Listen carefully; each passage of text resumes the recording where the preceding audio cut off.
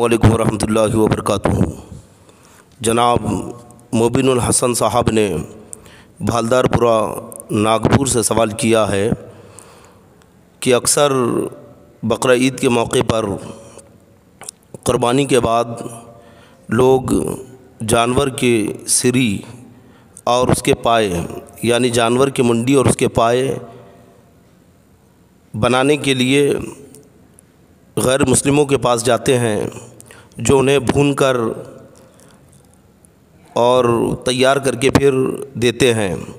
तो बहुत सारे लोग अपने सामने बैठकर मुंडी और पाए तैयार करवाते हैं उनसे, और बहुत सारे उनकी तहवील में देके चले जाते हैं, जो 2-3 घंटे के बाद फिर जब वो बना के तैयार कर देता है तो लेकर आते हैं। तो इस सूरत में शरअन क्या हुक्म है? जिन्होंने गैर मुस्लिमों की तहवील में बनाने के लिए पाए वगैरह छोड़ कर आ गए, अब वापस जाकर ले रखे हैं, तो उनका वो पाए वगैरह खाना दुरुस्त है या नहीं? देखिए जनाब मोबिनुल हसन साहब, पाए वगैरह ये सब खाने की चीज़ है, और जो जानवर की सरी है यानी मुंडी वो भी खाई जाती है।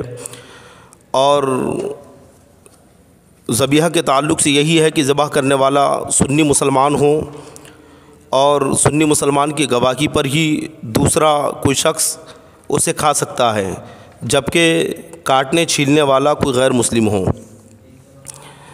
अगर निगाह मोमिन से गोश्त हट जाए तो फिर वो जायज़ नहीं होता। अब जिन लोगों ने अपनी नज़रों के सामने रहकर जानवर के पाए वगैरह तैयार करवाए तो उनके लिए यकीनन वो खाना जायज़ है, क्योंकि वो उनकी निगाहों के सामने ही रहा। लेकिन जिन्होंने उन बनाने वाले जो कुफ़ार और मुशरिकीन हैं उनकी तहवील में दे दिया और घंटे 2 घंटे के बाद जाकर ले रखे हैं, तो उनके लिए वो खाना जायज़ नहीं, क्योंकि निगाह मोमिन से वो हट गया। गोश्त का मामला बहुत अहम है और इसमें मुसलमानों को बहुत ज़्यादा एहतियात करना चाहिए। अगर आप कहीं पर भी मुंडी या पाए दे रखे हैं तो अपनी निगाहों के सामने बनवाए, उनकी तहवील में देकर ना आएँ। और अगर उनकी तहवील में आपने दे दिया और बाद में आप जाकर ले रखे हैं तो फिर उसका खाना जायज़ नहीं होगा।